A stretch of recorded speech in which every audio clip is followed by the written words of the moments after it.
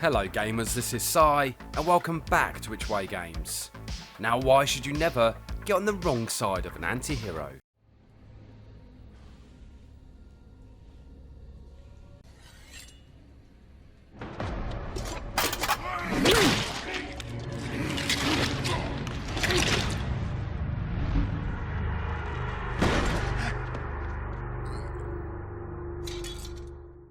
And with that being said, let's go on with the video.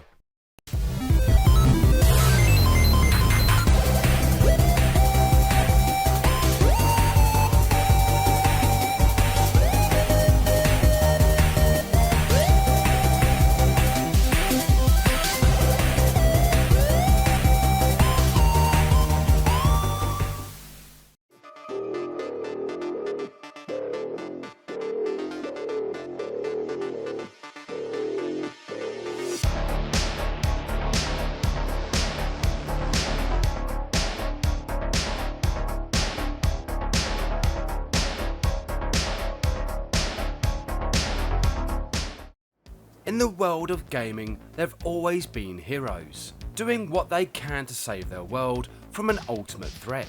Sometimes these heroes have to save a princess, partake on an epic journey, or to discover a hidden power within themselves. This of course could be courage, bravery, or even the power to defeat evil. However, not all heroes would follow the rulebook, with some stepping over the line, and these are usually known as anti-heroes. Anti-heroes usually lack conventional heroic qualities, performing actions that, although are morally correct, may not be done for the right reasons. However, this bad boy persona soon became extremely popular within the world of entertainment, with the likes of the Unnamed Stranger, Wolverine, and the Prince of All Saiyans Vegeta taking it to a whole new level. Nice. Now, anti-heroes is one subject I'll come back to in future videos, but there's one anti-hero that comes to mind, known for his over-the-top methods, and this is of course the Punisher. But where did Marvel's most violent anti-hero come from? The Punisher was created by Jerry Conway, who at the time was involved with the Amazing Spider-Man comic of the 70s. During this period, Spider-Man would be facing off against the Jackal, who was aiming to make the life of the web crawler a misery. It was from this storyline that Frank Castle, aka the Punisher, was born, with Jerry taking inspiration from Don Pendleton's The Executioner. Over the years, the Punisher would become a symbol of pop culture, being instantly recognisable all around the world. From live action films, animated movies, as well as various cameo appearances within the world of cartoons and gaming, it's no wonder that the Punisher has become a staple of comic history since the 70s. With the adventures of the comics tantalising readers, this energy soon transitioned to the world of gaming, and of course the Punisher has had a fair amount of games in his long history. But where did it all begin? In the 90s, it seemed that the world of comics heavily influenced some of the games of the era. However, comics' most violent vigilante would also have his own gaming series, starting with the classic Punisher. The Punisher 1990 brought the world of Frank Castle to life in this highly addictive shoot 'em up on the Nintendo Entertainment System. Gameplay had gamers controlling the Punisher through various New York City locations, gunning down enemies, as well as collecting power-ups along the way. This on-rail shooting game is notorious for being difficult, but then games should provide that challenge.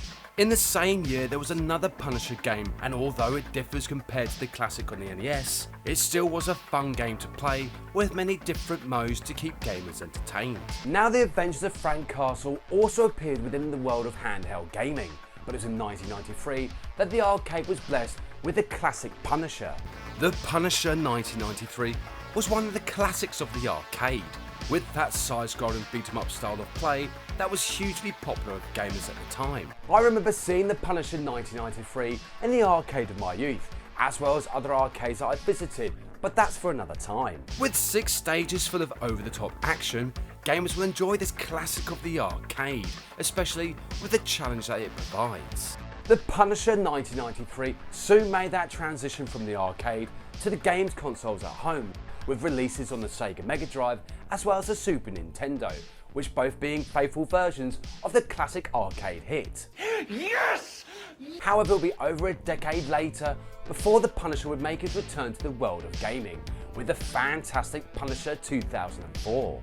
The Punisher 2004 began life as an open world game, with the likes of the GTA series as well as Spider-Man 2 perfecting the style of gameplay. However, this was ultimately changed, but it did lay the foundations for the Saints Row series of games. The Punisher 2004 offered a combination of stealth and combat, but one of the best things about the game was the interrogation methods that the Punisher would use. Some of these interrogations were over the top, making the likes of Manhunt seem tame, but if gamers went too far, they would eventually be penalised and it would be game over. There would be another Punisher game in 2008 called Punisher No Mercy, and this was more of an arena deathmatch style of gameplay, where gamers could play from a first person perspective. But sadly, Punisher No Mercy wasn't that well received. Other arena deathmatch games portrayed this style of gameplay much better, such as Quake 3 Arena and Unreal Tournament. Now at the time of this video, The Punisher has appeared on Netflix, but I'd love to see Frank Castle make an appearance in the new wave of films coming from Marvel. Overall, the Punisher games are entertaining for gamers of all ages. However, it's been many years since the world of gaming has been graced with a standalone Punisher game, but hopefully in time, this will change. Maybe Frank Castle will star in his own adventure where his escapades will take him all over the world, and dealing with the criminal scum in the only manner he knows how. Either way, whichever Punisher game that gamers are lucky enough to play, each will provide a memorable experience. But don't feel sorry for the criminals that have the misfortune of being in the size of the Punisher. Anyway, come back next time where Conrad has to deal with the morph aliens, but can he get back to Earth in time, or will he be forever lost in space? Thank you so much for watching, and see you next game.